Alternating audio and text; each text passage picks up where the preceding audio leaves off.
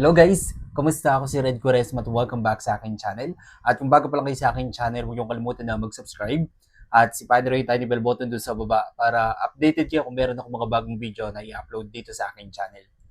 At para sa video ito, another reaction video na naman ang gagawin ko. So magre-react ako guys dito sa preliminary competition performance ni Miss Philippines, si Miss Atisa Manalo.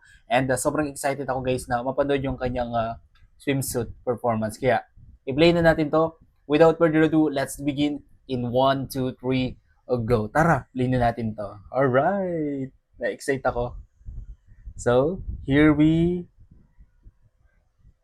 Wait lang, excited ako guys. So, here we go. Ito na siya guys.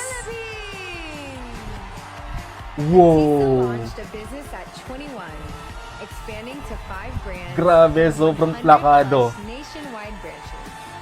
Her greatest pride has been putting her 2 siblings through school. Grabe, ang ganda ni Atisa. Philippines. Manika. Ang linis. Ang ganda ng performance niya. Wow. Wow. Sinatian ni Catreo na gray.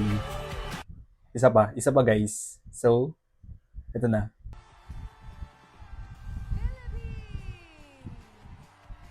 Atisa launched a Wow. business at 21, expanding to 5 brands and 100 plus nationwide branches.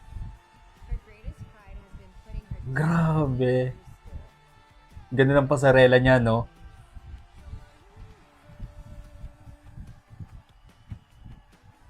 Ganda ni Atisa. Suway, ma.